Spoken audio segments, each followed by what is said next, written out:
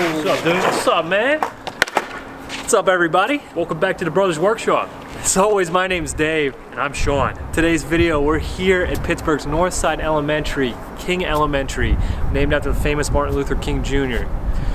This video is the architecture of skateboarding, and we are here to show you why this architectural wonder means so much to the Pittsburgh skateboard scene. Dang, that sounds fun. As you guys may or may not know, I'm a licensed architect.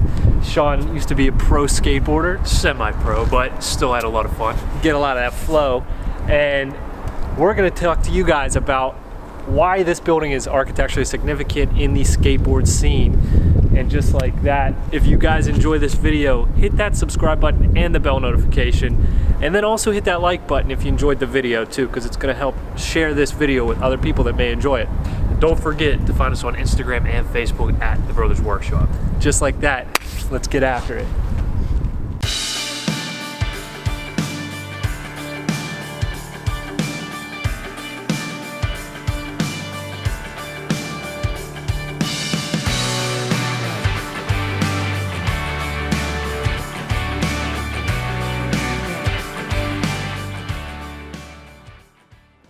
So MLK Junior Elementary School here was built in 1973 and was designed by the architecture firm, gotta look this one up because these guys' names are hard to find, Lift, Just, and Shetley. Now this building was also designed to accommodate 1,100 students, and it was designed on essentially a 3-level plan that worked on one level, where the upper floors were all the educational floors, lower floors were service and offices, and then your lowest floor is going to be your maintenance and your basically the facilities that run the building. In the 70s, the brutalist style of architecture was very, very popular, and so what we're finding here is an example of that brutalist architecture. Very heavy masses of concrete anchoring into the ground. As you can see, very few windows that actually show or bring light into the building, and that's indicative of the brutalist form of architecture that you see here. In the years following, the brutalist movement was pushed out for more modern styles of architecture, but at the time this was very popular, which leads to a very odd expressions in the forms at the base of the building as it anchors in. What you can imagine is that the architects wanted to feel that the building had a base. And so you have these slopes here that have become popular with local skateboarders in the Pittsburgh area. So large sections of this building were actually intended to be open space. As you can see, the bottom of the building at the corners here and the center, there were large open spaces. We couldn't find a lot in the history and detailing of the building, and so it's kind of assumed that there was initial intent to have some kind of an outdoor classroom, which would have been perfect for these elements here. Subsequent problems with crime, homelessness, and the need for safety of these elementary school students has developed a requirement for safety screening. The safety screening, as you see here, is done up in a space motif to make it more whimsical for the elementary school students. Another cool detail that you guys may not know is that there's lighting here. As you can see, it looks a little bit like what off-roaders put on their trucks, but it then shines down on top of this at night to kind of give you a stark contrast while also creating safety lighting for the space around here.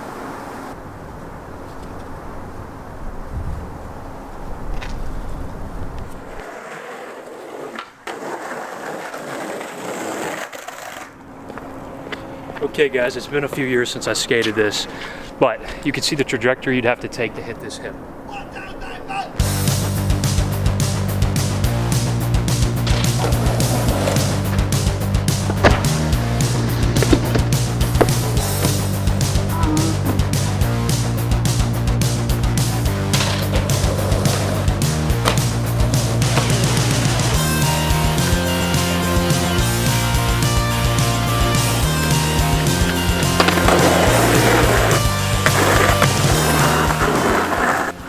Out of all the hips here at the school, this one is the one that's skated the most. But in recent years, kids have been taking it to the other side, where they've been able to do some unbelievable things.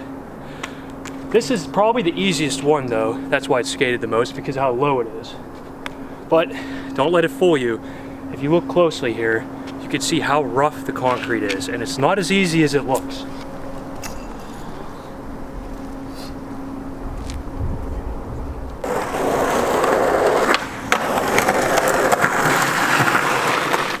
One of the biggest draws to this spot, aside from the banks, are gonna be the handrails. It has a ton of rails, but the biggest drawback, when they installed all that safety screening, it destroyed the ability to skate the rails. To an extent, you have to be creative and very talented, but you can actually still skate these.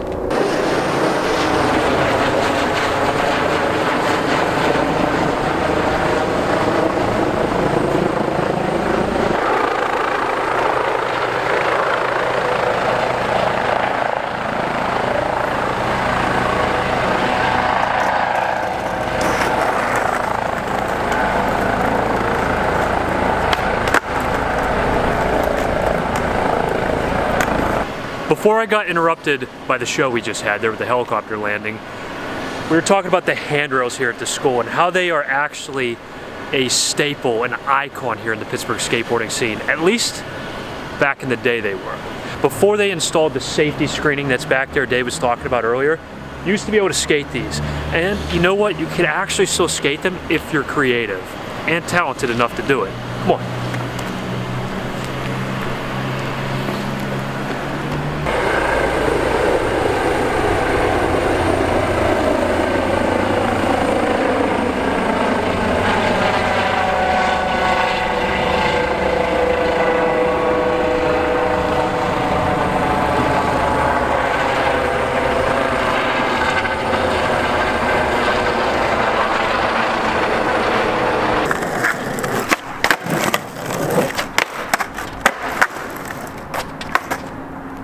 I've been interrupted a few times by the helicopter, but I really want to get into why these rails are so significant to the Pittsburgh skate scene.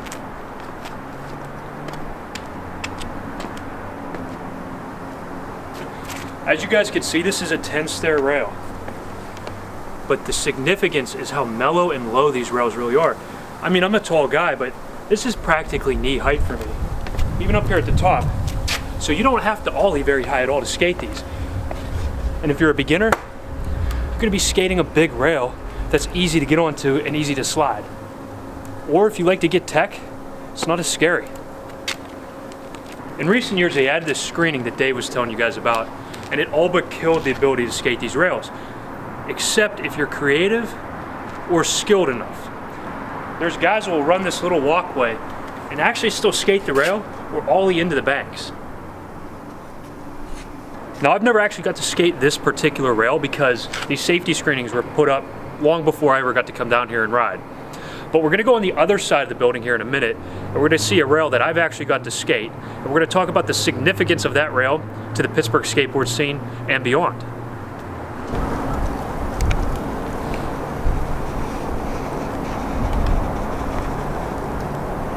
What?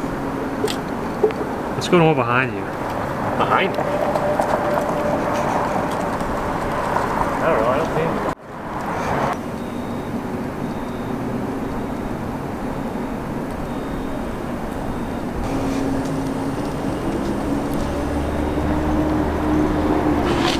We're on the tour here at the loading dock handrail. This is 11 stair, and it plays significant importance here in the Pittsburgh skate scene because it draws professional skateboarders from throughout the entire country. The Birdhouse skateboard team came through and sessioned this rail, and even Brandon Westgate. We're in Pittsburgh on King of the Road right now with Birdhouse. We're knocking some out this rail. We got a twerker on the way. Everyone's killing it. It's been really fun. Pittsburgh's rad. King of the Road's insane. Thrasher, King of the Road. Selfie, baby.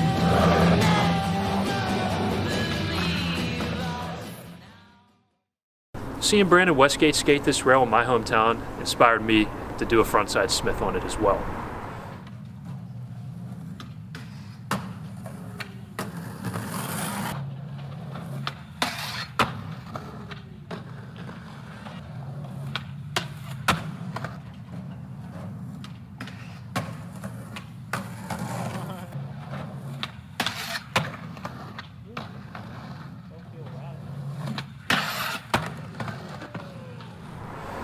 I ended up doing it about 5 times because my cousin Andrew, we love you, bro, but you were learning how to film, and that's all right. I did it 5 times in a row, and we'll show you that right now.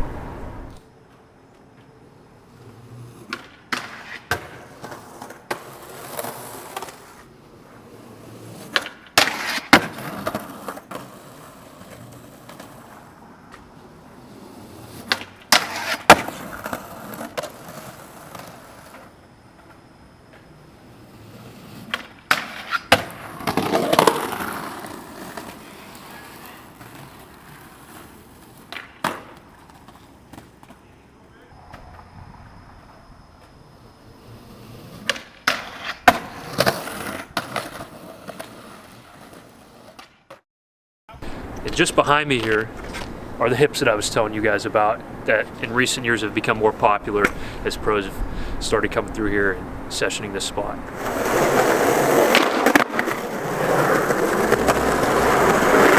So as we've said before, this is Pittsburgh North Side neighborhood.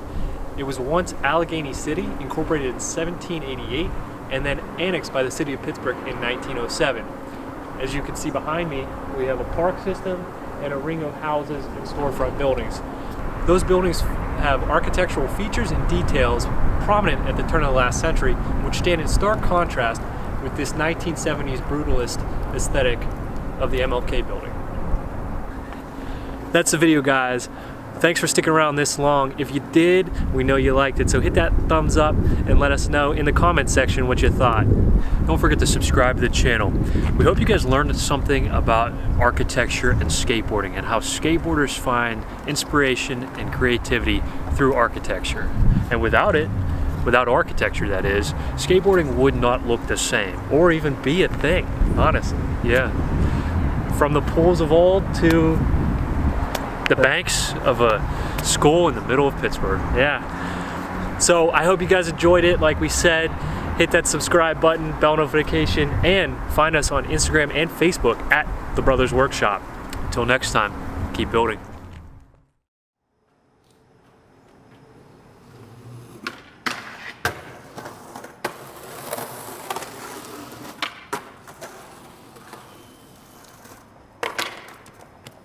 Yeah.